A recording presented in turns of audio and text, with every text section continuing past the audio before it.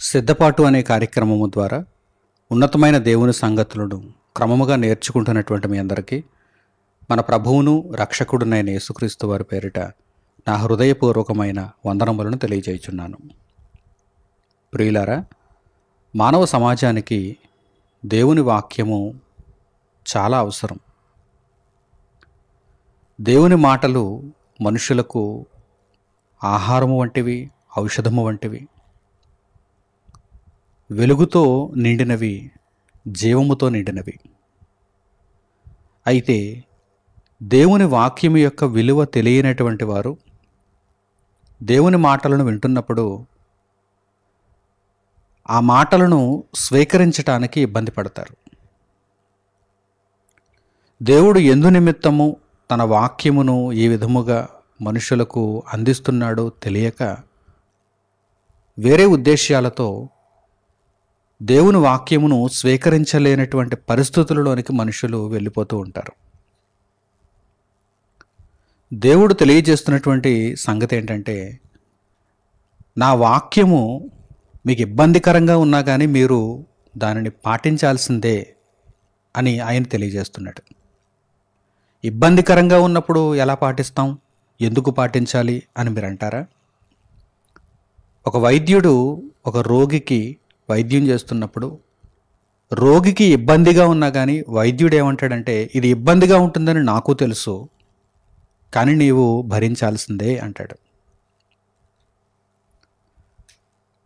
గుండె లోపలి భాగంలో స్టెంట్ వేయాలనుకోండి, అదేదో స్వీట్ తిన్నంత ఈజీ కాదు. మొత్తమంది ఇవ్వాలి, ఆ ఛాతీ భాగంలో ఆపరేషన్ చేయాలి, ఆ సర్జరీ కొంచెం కష్టంగా ఉంటుంది. సర్జరీ చేయించుకున్న తర్వాత, స్టెంట్ వేసిన తర్వాత కూడా ఇబ్బందికరంగా ఉంటుంది, ఆ రోగికి ఇబ్బందికరంగా ఉంటుంది.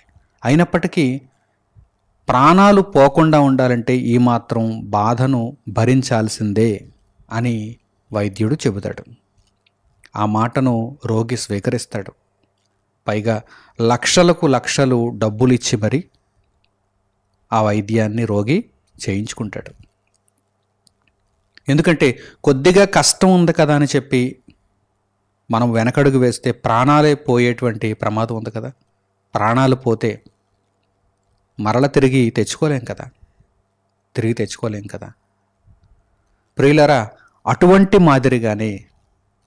మాదిరిగానే దేవుడు తన మాటలను మనకు వినిపించి, ఇదిగో ఈ నా మాటలు మీకు పాటించడానికి కాస్త కష్టంగా ఉన్నా, మీరు మీ జీవిత కాలంలో కొన్ని సుఖాలను వదులుకోవాల్సి వచ్చినా, కొన్ని ఇబ్బందులు పడాల్సి వచ్చినా మీరు వాటిని భరించాల్సిందే. ఎందుకంటే రాబోయే ఉగ్రత, రాబోయే ప్రమాదం చాలా భయంకరమైనవి. వాటిని మీరు తట్టుకోలేరు. వాటిలోనికి మీ ఆత్మ ప్రవేశించకూడదు. కనుక ఇప్పుడు కష్టంగా ఉన్నా సరే దేవుని మాటలను స్వీకరించండి అని దేవుడు తెలియజేస్తున్నాడు. ఒక విద్యార్థి దశలో పాఠాలు కష్టంగానే ఉంటాయి. ఒక ఉన్నతమైనటువంటి ఫలితం విద్యార్థికి రావాలంటే కష్టాన్ని పడక తప్పదు. ఒక రాజకీయ నాయకుడు కూడా మంచి ఫలితాలను అందుకోవాలంటే ముందుగా కష్టపడక తప్పదు. ఒక వ్యాపారి కూడా మంచి లాభం అందుకోవాలంటే ముందుగా కష్టపడక తప్పదు. ఆ కష్టాన్ని స్వీకరించక తప్పదు. నా ప్రియులైనటువంటి సహోదరి సహోదరులారా, భక్తి విషయంలో కూడా, ఆధ్యాత్మిక విషయంలో కూడా మనము దైవజ్ఞానాన్ని స్వీకరించేటప్పుడు కష్టంగా అనిపించిన దానిని మనము స్వీకరించాల్సిందే, దానిని మనము అనుభవించాల్సిందే. ఎందుకంటే రాబోయే ప్రమాదాన్ని తప్పించుకోవాలంటే మనము ఈ జీవిత కాలంలో స్వల్పకాలము కష్టాన్ని అనుభవించక తప్పదు, ఇబ్బందిని ఎదుర్కోక తప్పదు. పరిశుద్ధ గ్రంథంలో దేవుడు రాయించినటువంటి మాటల్లోనికి మనం వెళదాం. ప్రారంభ శతాబ్దపు సంఘమునకు, అనగా కొరింథు ప్రాంతంలో ఉన్నటువంటి సంఘమునకు, దేవుని యొక్క సంఘమునకు దేవుడు పౌలు గారి చేత ఒక లేఖను వ్రాయించి పంపించాడు. పౌలు గారు వ్రాసి పంపినటువంటి ఆ పత్రికలో ఉన్నటువంటి విషయాలు కొరింథు ప్రాంతంలో ఉన్నటువంటి విశ్వాసులను చాలా ఇబ్బందికి గురి చేశాయి. పౌలు గారు 2 పర్యాయములు కొరింథీయులకు పత్రికను పంపించారు. అంటే కొరింథు ప్రాంతంలో ఉన్న సంఘస్థులకు 2 పర్యాయములు పౌలు గారు పత్రికలను పంపించారు. మొదటి పత్రికలో చాలా కఠినంగా ఆయన మాట్లాడారు. అంటే మీలో జారత్వములు జరుగుచున్నవి, అలా జారత్వములు జరిగించుచున్నటువంటి వ్యక్తులను మీరు వెలివేయాలి, వారి విషయంలో మీరు చాలా కఠినంగా ఉండాలి అని చెప్పి, ఇంకనూ ఆ విషయం మాత్రమే కాకుండా అనేక విషయాలను స్పర్శిస్తూ పౌలు గారు కొరింథు ప్రాంతంలో ఉన్నటువంటి సంఘపు వారికి అనేకమైనటువంటి హెచ్చరికలను జారీ చేశారు. నిజంగా ఆ పత్రికను చదువుతుంటే, అనగా ఆయన వ్రాసి పంపినటువంటి మొదటి పత్రికను చదువుతూ ఉంటే, కొరింథు ప్రాంతంలో ఉన్నటువంటి విశ్వాసులకు చాలా కష్టంగానే ఉంటుంది, దాన్ని స్వీకరించడానికి చాలా కష్టంగానే ఉంటుంది. ఇదేంటి, పౌలు గారు మాలో ఉన్నటువంటి ఈ లోపములన్నిటిని సరిదిద్దటానికి ఈ పత్రికలో వీటన్నిటిని రాసి పంపించాలా? మేము ఈ విధముగా దేవుని యొక్క ఆజ్ఞలకు లోబడి ఉండాలని చెప్పి ఆయన ఎంత కఠినంగా ఖండితంగా మాకు ఆజ్ఞాపించాలా అని వారి హృదయములలో వారు నొచ్చుకున్నారు, వారు బాధపడ్డారు. అయినప్పటికీ దేవుడు పంపిన మాటగా, దేవుడు పంపిన వార్తగా, దేవుడు పంపిన పత్రికగా తీసుకున్నారు కనుక కొంతకాలము బాధ అనుభవించారు, కొంతకాలం కష్టాన్ని వారు అనుభవించారు. ఆ తర్వాత మారు మనస్సు నొందారు. నిజమే, దేవుడు వ్రాయించినటువంటి, దేవుడు మాకు పంపినటువంటి ఈ మాటలను మేము స్వీకరించాలి, దేవుని యొక్క వాక్యమునకు మేము లోబడాలి, మా ప్రవర్తనను సరిదిద్దుకోవాలి. ఈ కొరింథు ప్రాంతంలో ఉన్నటువంటి సంఘపు వారందరూ కూడా ఇదిగో దేవుడు ఏ విధంగా మేము ఉండాలని కోరుకుంటున్నాడో ఆ విధంగా మేము మారిపోవాలి అని ఒక నిర్ణయానికి వారు రాగలిగారు. ఇదంతా దేనిని బట్టి? కఠినముగా దేవుడు వారితో మాట్లాడడాన్ని బట్టి, వారిని సరిచేయటానికి ఒక మంచి ఔషధము వంటి పత్రికను వారికి పంపడాన్ని బట్టి. లేదు అలాగే విడిచిపెట్టేస్తే, అలాగే వదిలేస్తే వారు ఇంకా చెడు ప్రవర్తనలో పెరిగిపోతారు, నాశనము దిశగా వెళ్ళిపోతారు, దేవునికి మరింత దూరం అయిపోతారు. దేవుడు అలా విడిచిపెట్టాలనుకోలేదు. వారిలో ఉన్నటువంటి చెడుతనమును వెంటనే తొలగించాలనుకున్నాడు. వారు దుఃఖపడినా కానీ, వారు కష్టపెట్టబడినా కానీ, వారి హృదయాలకు ఎంతో బాధాకరంగా అనిపించినా కానీ దేవుడు మాత్రం ఉన్నది ఉన్నట్టుగా చెప్పాలి అనుకున్నాడు. పౌలు గారి చేత దేవుడు ఆ మాటలన్నిటినీ కూడా సంఘానికి పంపించాడు. ఇందు విషయమై పౌలు గారు తన 2వ పత్రికను కూడా మరల కొరింథు ప్రాంతంలో ఉన్నటువంటి విశ్వాసుల చెంతకు పంపిస్తూ, ఇదిగో మొదటి పత్రిక ద్వారా నేను మీకు వ్రాసినటువంటి విషయాలు మిమ్మల్ని నొప్పించినా కానీ అలా మీరు నొప్పింపబడుట నాకు సంతోషమే అంటున్నారు. అలా మీరు నొప్పింపబడుట నాకు సంతోషమే. ఎందుకో తెలుసా? మీరు మారు మనస్సు నొందారు, అందువలన నేను చాలా సంతోషిస్తున్నాను. ఆ తర్వాత మీరు కూడా సంతోషిస్తారు. ప్రస్తుతానికైతే మీరు బాధపడుతున్నారు. పౌలు గారు ఈ విధంగా పత్రికను పంపించి సంఘంలో ఉన్నటువంటి లోపాలన్నిటినీ సరిదిద్దడానికి కఠినమైనటువంటి మాటలను ప్రయోగించారు అని ఇప్పుడైతే మీరు కాస్త ఆ పత్రిక వలన స్వల్పకాలము, కొద్ది కాలము మీరు ఇబ్బంది పడుతూ ఉండొచ్చు, కానీ భవిష్యత్తులో దీర్ఘకాలము మీరు సంతోషిస్తారు. ఇదే పత్రిక వలన, ఇదే మొదటి పత్రిక వలన మీరు సరిచేయబడ్డారు గనక, మీరు దుఃఖపడినా మారు మనసు నొందారు గనక మీరు భవిష్యత్ కాలంలో ఖచ్చితంగా సంతోషిస్తారు. ఆ సంతోషం తాత్కాలికమైనది కాదు, ఆ సంతోషం స్వల్పకాలానికి సంబంధించింది కానే కాదు, అది దీర్ఘకాలం ఉంటుంది, శాశ్వత కాలం ఉంటుంది. ఆ సంతోషమును మీరు అనుభవించాలని కోరుకునే ఇదిగో దేవుడు నా ద్వారా ఈ పత్రికను మీ యొద్దకు పంపించి మీలో మారు మనస్సును ఆయన కోరుకున్నాడు అని పౌలు గారు తన 2వ పత్రికలో మాట్లాడుతున్నారు. ఆ మాటలను ఇప్పుడు మనం చూద్దాం. ఇవి మనకు ఆత్మీయ పాఠాలు. మనం ఎప్పుడైనా సరే దైవ బోధకుల దగ్గర నుండి మన జీవితాన్ని హెచ్చరిస్తున్నటువంటి మాటలను మనం వింటున్నప్పుడు వాటిని చక్కగా మనం స్వీకరించాలి. మనము బాధపడినా కానీ వాటిని స్వీకరించాలి. అంతే తప్ప ఇవేవో నాకు అనుకూలంగా ఉన్నటువంటి మాటలు కానే కాదు, ఇప్పుడు నేను వీటిని స్వీకరించే ఆలోచనలో లేను, ఇప్పుడు నాకంటూ కొన్ని ఇష్టాలున్నాయి, నాకంటూ కొన్ని ప్రణాళికలు ఉన్నాయి, వాటిని నెరవేర్చుకుంటాను, ఆ తర్వాత వీటిని గూర్చి ఆలోచిస్తాననేటువంటి భావన ఉండకూడదు. దేవుడు మనకు ఎప్పుడు ఏ మాటలు అవసరమో ఆ మాటలను సకాలంలో పంపిస్తాడు. ఆయనకు తెలుసు ఎప్పుడు ఏ వైద్యం అవసరమో వైద్యునికి తెలుసు, పరమ వైద్యునికి తెలుసు. కనుక మనము ఇప్పుడు ఈ మాటలను నేను స్వీకరించలేను, ఇప్పుడు ఈ మాటలను నేను వినేటువంటి పరిస్థితులలో లేను, నాకంటూ కొన్ని ప్రణాళికలు ఉన్నాయి అని వైద్యాన్ని తిరస్కరించకూడదు. వైద్యాన్ని తిరస్కరిస్తే ఏమవుతుంది?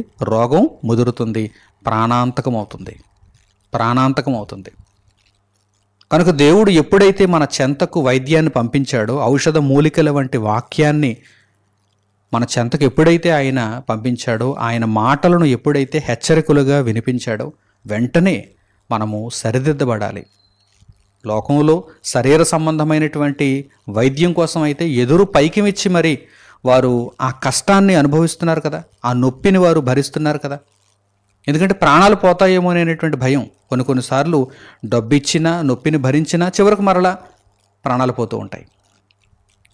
అంటే సర్జరీ ఫెయిల్ అవుతుంది. హార్ట్ సర్జరీ కొన్నిసార్లు ఫెయిల్ అవుతుంటుంది.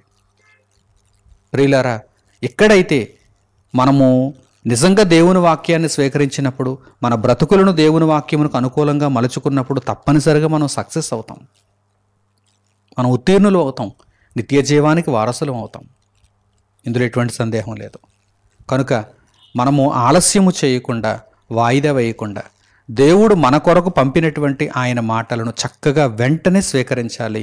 తగిన విధంగా మనం మారిపోవాలి. అలా మారే క్రమంలో మనకు కొంత ఇబ్బందిగా ఉంటుంది, కష్టంగా ఉంటుంది. కానీ ఆ నొప్పిని మనం భరించగలిగినప్పుడు తప్పనిసరిగా ఉన్నతమైనటువంటి ఫలితాలను మనం చూడగలం. ఇప్పుడు ఈ సందర్భాన్ని మీరు చూడండి. పౌలు గారు తన 2వ పత్రికలో వ్రాసినటువంటి విషయాలను మీరు గమనించండి. కొరింథీయులకు పౌలు గారు రాసినటువంటి 2వ పత్రిక 7వ అధ్యాయము 8వ వాక్యం నుండి చూడండి. పౌలు గారు కొరింథీయులకు రాసినటువంటి 2వ పత్రిక 7వ అధ్యాయము 8వ వాక్యం నుండి, నేను వ్రాసిన పత్రిక వలన మిమ్మును దుఃఖపెట్టినందున విచారపడను అంటున్నారు ఆయన. ఒక వైద్యుడు ఒక రోగికి సర్జరీ చేశాడు అనుకోండి. సర్జరీ చేస్తున్నప్పుడు, ఆపరేషన్ చేస్తున్నప్పుడు రోగి విలవిలలాడిపోతున్నాడు అనుకోండి, ఆ నొప్పిని భరించలేక విలవిలలాడిపోతున్నాడు అనుకోండి. దానిని బట్టి డాక్టర్ ఏమైనా విచారపడతాడా? డాక్టర్ కూడా ఒక మూలను కూర్చుని ఏడుస్తాడా? తన పని తాను చేసుకుంటూ వెళ్ళిపోతాడు. అలాగే ఉంటుందయ్యా నొప్పి అంటాడు. అలాగే ఉంటుందయ్యా నొప్పి. ఇంకా చెప్పాలంటే తన పని తాను చేసుకుంటూ ఆ పని విజయవంతం అవుతున్నప్పుడు సంతోషిస్తాడు కూడా. వైద్యుడు సంతోషిస్తాడు. అయిపోతుంది, ఆపరేషన్ అయిపోతుంది అంటాడు. సర్జరీ అయిపోతుంది, ఇక నీవు నిశ్చింతగా ఉండొచ్చు అని అంటాడు. పౌలు గారు కూడా అదే మాదిరిగా ఇక్కడ మాట్లాడుతున్నారు చూడండి. అదే మాదిరిగా నేను వ్రాసిన పత్రిక వలన మీరు బాధపడ్డారు, కానీ నేనైతే సంతోషించాను అని పౌలు గారు అంటున్నారు. ఏమిటి ఆయన మాటల్లో ఉన్న ఆంతర్యం ఏమిటి? ఒక్కసారి మీరు గమనించండి. నేను వ్రాసిన పత్రిక వలన మిమ్మును దుఃఖపెట్టినందున విచారపడను, నాకు విచారము కలిగినను ఆ పత్రిక మిమ్మును స్వల్పకాలము మట్టుకే దుఃఖపెట్టనని తెలుసుకొని ఉన్నాను. మీరు బాధపడుతుంటే ఒకవేళ నాకు విచారము కలిగినదని అనుకున్నా కానీ వెంటనే మరలా నేను ఒక విషయాన్ని తెలుసుకున్నాను. ఈ దుఃఖం, ఈ విచారం వారికి ఎంతకాలం ఉంటుంది? వారు మారు మనస్సు నొంది, వారు పరివర్తన నొంది దేవుని మార్గంలోనికి మరలా తిరిగి వచ్చేటంతవరకే కదా. ఆ తర్వాత వారికి నేను వ్రాసినటువంటి పత్రిక వలన కలిగేటువంటి దుఃఖమైతే ఉండదు. స్వల్పకాలము మట్టుకే మిమ్మును నా పత్రిక అనగా దేవుని మాటలతో కూడినటువంటి నా పత్రిక విచారపెట్టనని తెలుసుకుని ఉన్నాను తర్వాత మీరు దుఃఖపడితిరని సంతోషించుటలేదు గాని మీరు దుఃఖపడి మారు మనస్సు పొందితిరని ఇప్పుడు సంతోషించుచున్నాను.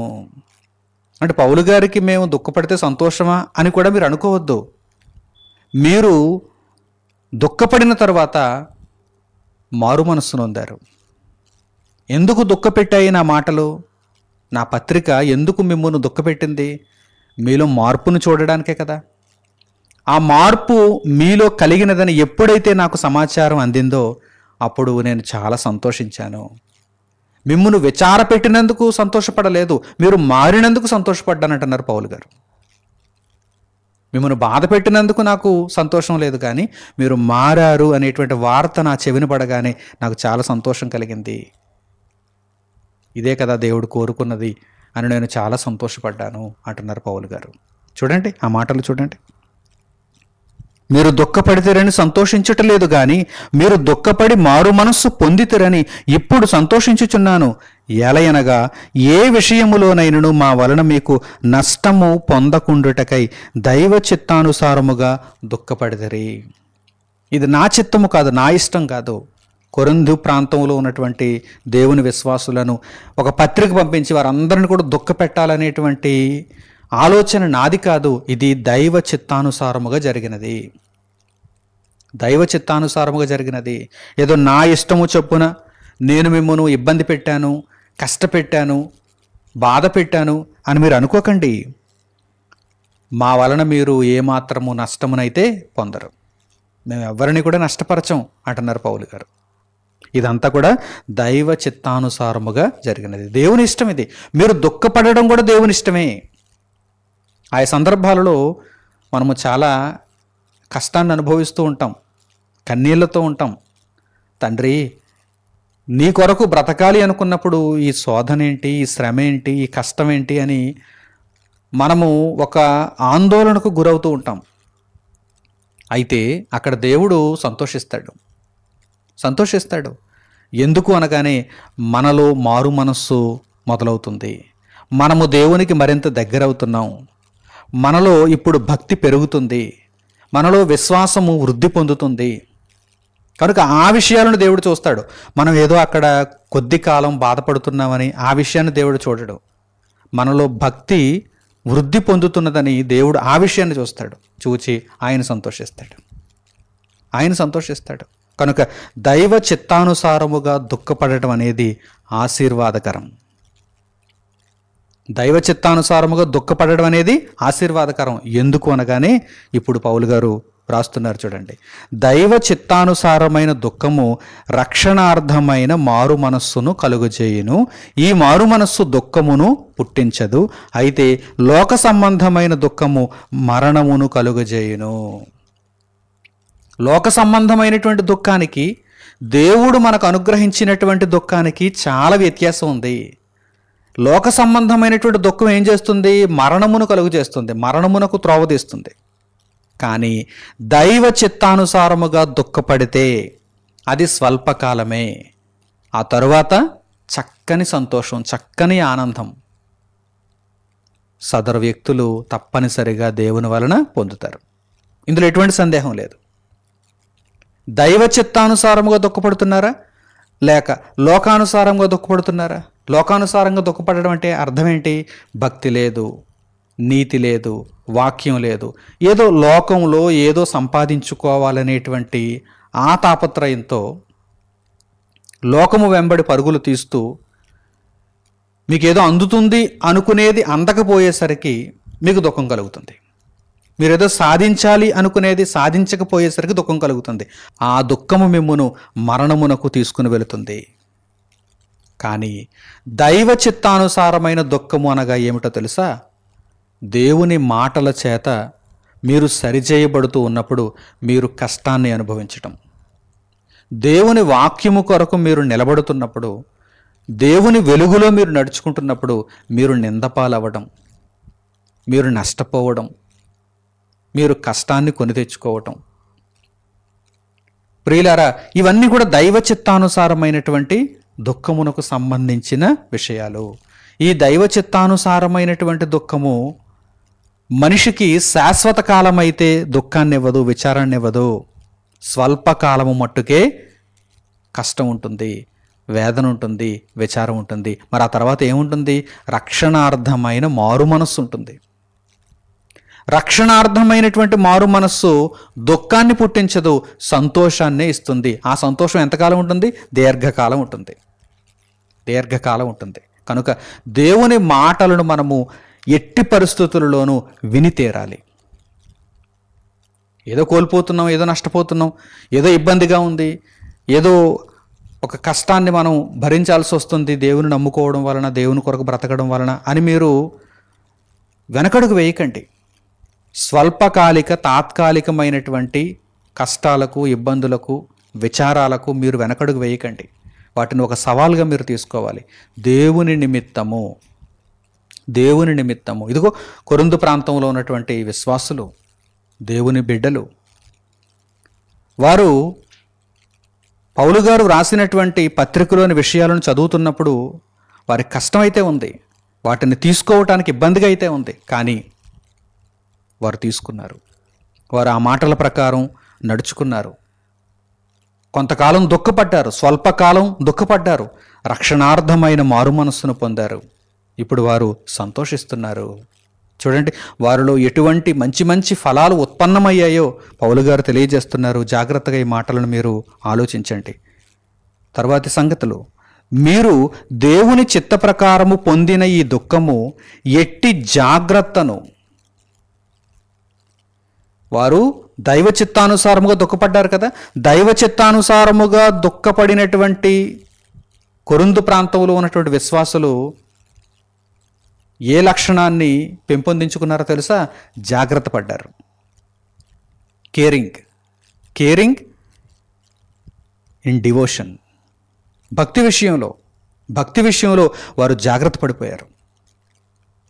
అంతకు మునుపైతే వారు అజాగ్రత్తగా ఉన్నారు. మరి పౌలు గారు మొదటి పత్రికను వారికి పంపించినప్పుడు ఆ మాటల వలన, ఆ పత్రికలో ఉన్నటువంటి దేవుని మాటలు వారు చదువుతున్నప్పుడు ఆ మాటల వలన వారు దుఃఖపెట్టబడిన దైవ చిత్తానుసారమైనటువంటి దుఃఖాన్ని వారు పొందారు గనక, మారు మనస్సును వారు పొందారు గనక ఇప్పుడు వారిలో ఏం కనిపిస్తుందో తెలుసా?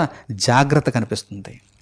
చూడండి, పౌలు గారు ఆ విషయాన్ని అక్కడ వ్రాస్తున్నారు. చూడండి, మీరు దేవుని చిత్త ప్రకారము పొందిన ఈ దుఃఖము ఎట్టి జాగ్రత్తను, ఎట్టి దోష నివారణకైన ప్రతివాదము ఇప్పుడు వారిలో కనిపిస్తుంది. అంటే ఏదైనా ఒక లోపం ఉందనుకోండి, ఏదైనా ఒక దోషం ఉందనుకోండి, ఎవరిలోనైనా ఒక దోషం ఉందనుకోండి, వారు వెంటనే దానిని నివారణ చేయటానికి ప్రయత్నిస్తున్నారు ఇప్పుడు. కానీ ఒకానొక సమయంలో అటువంటి ప్రవర్తన వారిలో లేదు. ఇప్పుడు ఈ పత్రిక ద్వారా వారు మారు మనసు పొందారు. సంఘమంతా కూడా, కొరింథు ప్రాంతంలో ఉన్నటువంటి దేవుని పిల్లలందరూ కూడా ఇప్పుడు దోష నివారణ చేసేయాలి, వెంటనే దోష నివారణ చేసేయాలి అని ఒక తీర్మానానికి వచ్చేసారు. ఎట్టి దోష నివారణకైన ప్రతివాదమును, ఆ తర్వాత ఎట్టి ఆగ్రహము, దైవ సంబంధమైన ఆగ్రహము ఇప్పుడు చూచి చూడనట్టుగా ఉండటం లేదు. దేవుని రాజ్యంలో, దేవుని పిల్లలలో ఎవరైనా దేవుని వాక్యమునకు అవిధేయులుగా ప్రవర్తిస్తుంటే వారికి వంతపడటం లేదు, ఆగ్రహమును చూపిస్తున్నారు, దైవ భయమును వారికి చూపిస్తున్నారు. ఎట్టి ఆగ్రహమును, ఆ తర్వాత ఎట్టి భయమును. ఆగ్రహమును చూపించడం మాత్రమే కాదు, వీరు కూడా భయంతో ఉంటున్నారు. ఎందుకంటే రేపటి రోజున మేము కూడా ఇలాగే మిగిలిన వారందరి చేత నిందింపబడాల్సి వస్తుందేమో, వెలివేయబడాల్సి వస్తుందేమో, కనుక మేము కూడా భయంతో ఉండాలి, భక్తితో ఉండాలి అని వీరు సంఘమంతా కూడా పౌలు గారి యొక్క పత్రికను బట్టి భయాన్ని నేర్చుకున్నారు. ఎట్టి భయమును, ఎట్టి అభిలాషను. ఇప్పుడు నిత్యత్వానికి వెళ్ళాలి అనేటువంటి ఒక మంచి అభిలాష వారిలో పుట్టింది. దేవుని వాక్యాన్ని అనుసరించాలి అనేటువంటి ఒక గొప్ప కోరిక వారిలో పుట్టింది. ఎట్టి అభిలాషను, ఎట్టి ఆసక్తిని. ఇప్పుడు దేవుని పనిని చేయాలనేటువంటి ఆసక్తి పుట్టింది. ఇప్పుడు దేవుని కార్యక్రమాలు గొప్పగా చేయాలనేటువంటి ఆసక్తి పుట్టింది. ఇప్పుడు సంఘమును ఆరోగ్యవంతంగా ఉంచాలనేటువంటి ఆసక్తి పుట్టింది. చూసారా ఎన్ని మంచి మంచి లక్షణాలు వచ్చేసాయో? సంఘములో ఉన్నటువంటి దేవుని పిల్లలకు ఎన్ని మంచి మంచి లక్షణాలు వచ్చేసాయి చూసారా? దేనిని బట్టి? పౌలు గారు కఠినముగా మొదటి పత్రికను వ్రాయడాన్ని బట్టి. వారు ఆ పత్రికను ప్రారంభంలో చదువుతున్నప్పుడు ఈ పత్రిక వలన మేము చాలా ఇబ్బంది పడుతున్నాం, ఇలా రాసేసారంటే పౌలు గారు అని అనుకుని ఉండొచ్చు. దుఃఖపడ్డారు. అయితే దైవ చిత్తానుసారముగా వారు దుఃఖపడ్డారు కనుక వారిలో ఎన్నెన్ని గొప్ప గొప్ప లక్షణాలు వచ్చేసాయి చూడండి. ఎన్నెన్ని గొప్ప గొప్ప లక్షణాలు. వారు జాగ్రత్త పడిపోతున్నారు. దోష నివారణకైన ప్రతివాదమును వారు కలిగి ఉన్నారు. ఆ తర్వాత ఆగ్రహమును చూపిస్తున్నారు. ఆ తర్వాత భయమును కలిగి ఉన్నారు. అభిలాషతో ఉన్నారు. ఆసక్తితో ఉన్నారు. ఆ తర్వాత ఇంకా చూడండి, ఎట్టి ప్రతిదండన ఒకవేళ ఎప్పటికీ ఎంతకీ మారని వారు ఉన్నారనుకోండి, వారి విషయమై ప్రతిదండనకు కూడా వారు సిద్ధమవుతున్నారు.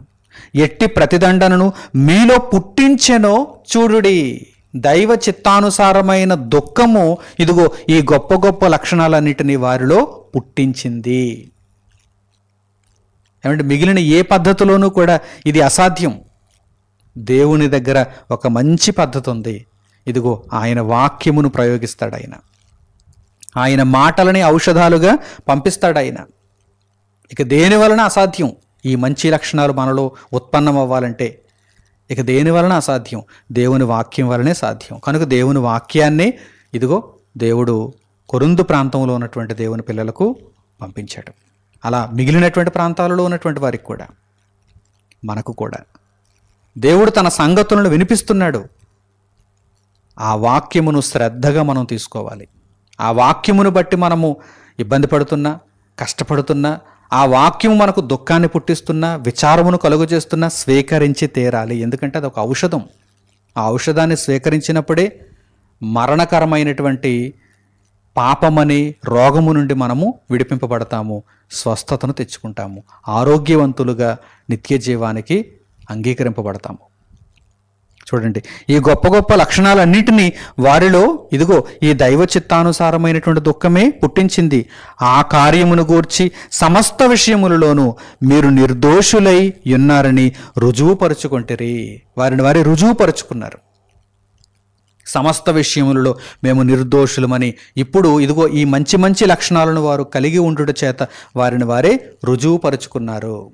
ఎప్పుడైతే మీరు దేవుని వాక్యాన్ని స్వీకరిస్తారో మీరు నిజంగా మారు మనస్సు నొందిన వారై దేవుని ఎదుట నీతిమంతులుగా నిర్దోషులుగా నిలువబడడానికి అవకాశం ఉంటుంది. లేదంటే దోషులుగా నిత్య నరకాగ్నికి తరలింపబడేటువంటి ప్రమాదం ఉంటుంది. కనుక ఎప్పుడు కూడా దేవుని వాక్యాన్ని నిరాకరించవద్దు. దేవుని వాక్యాన్ని గొప్పదిగా తీసుకోవాలి. ప్రతిరోజు దేవుని వాక్యాన్ని వినటానికి, ప్రతిరోజు దేవుని వాక్యాన్ని అనుసరించటానికి, ప్రవర్తించి అనేకులకు ప్రకటించటానికి మనము విశ్వ ప్రయత్నాలు చేస్తూనే ఉండాలి. అంతే తప్ప దేవుని వాక్యానికి దూరంగా అయితే ఉండిపోకూడదు. విననట్టుగా అయితే ఉండిపోకూడదు. ఈ మాటలు నా కొరకైతే కాదులే అన్నట్టుగా ఉండిపోకూడదు. ఎల్లప్పుడూ దేవుని వాక్యము మిమ్మును తట్టి లేపడానికి, నిద్రావస్థలో ఉన్నటువంటి మిమ్మును తట్టి లేపడానికి, మెలకువలో ఉంచటానికి, మిమ్మును సరిచేయటానికి, మీలో ఉన్నటువంటి తప్పును సరిదిద్దడానికే ప్రయత్నం చేస్తూ ఉంటుంది. కనుక దేవుని వాక్యానికి మీరు అనుకూలతనిచ్చినప్పుడు, దేవుని వాక్యానికి మీరు అధికారాన్ని ఇచ్చినప్పుడు మీ బ్రతుకు చక్కదిద్దబడుతుంది. దానివలన మీకు మేలే తప్ప కీడైతే జరగదు. ప్రస్తుతానికి ఏదో స్వల్పకాలము మీరు దుఃఖపడుతున్నట్టుగా కనిపిస్తున్నా కానీ దీర్ఘకాలము మీరు సంతోషించేటువంటి గొప్ప భాగ్యాన్ని అయితే మీరు పొందుతారు. కనుక ప్రియులారా, దేవుని వాక్యమును గొప్పదిగా ఎంచి దేవుని వాక్య ప్రకారము మీ బ్రతుకులను నడిపించుకోవటానికి ఏమాత్రం కూడా మీరు ఎట్టి పరిస్థితుల్లోనూ సంకోచించకుండా ఉంటారని హృదయపూర్వకంగా నేను కోరుకుంటూ ఈ సందేశమును ఇంతటితో ముగిస్తున్నాను. తండ్రి అయిన దేవునికి ప్రార్థనలు ఏకీభవించండి. పరలోకమందున మా కన్న తండ్రి, ఉన్నతమైనటువంటి మీ ప్రేమకు తండ్రి, మీ దీర్ఘశాంతము కొరకు మా హృదయపూర్వకమైన కృతజ్ఞతాస్తుతులను మీకు తెలియజేస్తున్నాము. నాయన, మీ మాటలను మాకు స్వచ్ఛమైనవిగా అందిస్తున్నారు. మీ మాటల యొక్క విలువను మాకు దయచేస్తున్నారు. తండ్రి, ఎట్టి పరిస్థితుల్లోనూ మీ మాటలను తృణీకరించేటువంటి దుర్బుద్ధి మాలో ఉండకుండా నాయన, ఎల్లప్పుడూ మీ వాక్యమును హత్తుకొని ప్రేమించగలగటానికి, మమ్మను సరిచేసే వాక్యమును తండ్రి మా జీవితకాలం అంతయు మేము ఉన్నతమైనటువంటి స్థానములో చూడటానికి తండ్రి, మీ వాక్యమును అన్ని విషయములలోనూ గొప్పదిగా ఎంచటానికి తగిన మనస్సును బుద్ధిని మాకు దయచేయండి. నాయన, మీ మాటలను మేము అనుసరిస్తున్నప్పుడు అవి మాకు కొంచెం కష్టాన్ని కలిగిస్తున్నా, మాకు విచారమును కలిగిస్తున్నా తండ్రి మేము స్వీకరించి స్వల్పకాలము మట్టుకే ఈ విచారం ఉంటుందని గ్రహించి దీర్ఘకాలిక ప్రయోజనము కొరకు తండ్రి మీ మాటలను తూచా తప్పకుండా వెంబడించగలిగేటువంటి గొప్ప ధన్యతను కృపను మాకు అనుగ్రహించండి. అపవాది అయినవాడు మీ మాటలకు దూరంగా ఉండటానికి ప్రేరేపణనిస్తున్నాను తండ్రి. వాడిని మేము ఓడిస్తూ వాడి ఆలోచనకు మేము చెరపట్టబడకుండా క్రీస్తు ఆలోచనకు మాత్రమే మేము లోబడగలుగుటకు మమ్మల్ని దీవించండి తండ్రి. మీ మాటలను వింటున్నటువంటి మీ బిడ్డలందరూ మీ వాక్యము విషయంలో ఎటువంటి వెనకడుగు వేయకుండా, రాజీ పడకుండా ఉన్నతముగా మీ వాక్యమును నెరవేర్చే దిశగా తండ్రి వారు అడుగులు వేయగలుగుటకు వారికి సహాయం ఇవ్వండి. దైవ చిత్తానుసారమైనటువంటి దుఃఖము రక్షణార్థమైన మారు మనసును కలుగు చేయను గనక ఎల్లప్పుడూ మీ వాక్యపు గద్దింపులకు మేము లోబడి సరిచేయబడగలుగుటకు తండ్రి మాకు సహాయం ఇవ్వండి.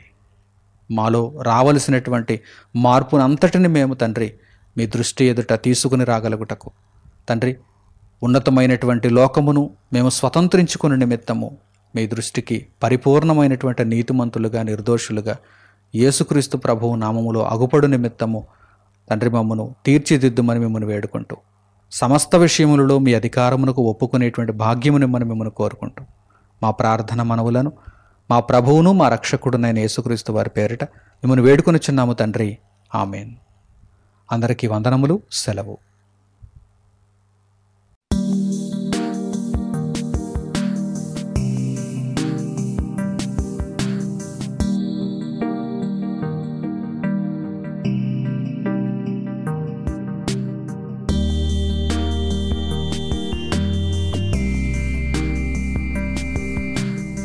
సహోదరులు మణికుమార్ గారు ప్రసంగించిన ఎన్నో ఆత్మ సంబంధమైన సంగతులను ఉచితముగా వీక్షించుటకు మా యూట్యూబ్ ఛానల్స్ ను తప్పక దర్శించండి. మా సమాచారమును ఎప్పటికప్పుడు తెలుసుకుని ఆత్మీయాభివృద్ధి నొందవలనంటే మా యూట్యూబ్ ఛానల్స్ ను సబ్స్క్రైబ్ చేసుకోండి. సత్వర నోటిఫికేషన్ల కొరకు సబ్స్క్రైబ్ బటన్ ప్రక్కనే ఉన్న బెల్ సింబల్ ను క్లిక్ చేయండి. మరిన్ని వివరములకు మీరు సంప్రదించవలసిన మా ఫోన్ నెంబర్స్ 8978414178 మరియు 83392766. ధన్యవాదములు. ఈ కార్యక్రమమును అనేక మందికి పరిచయం చేయగలరని ఆశిస్తున్నాము. ప్రభువైన యేసుక్రీస్తు పేరిట మీకు శుభములు.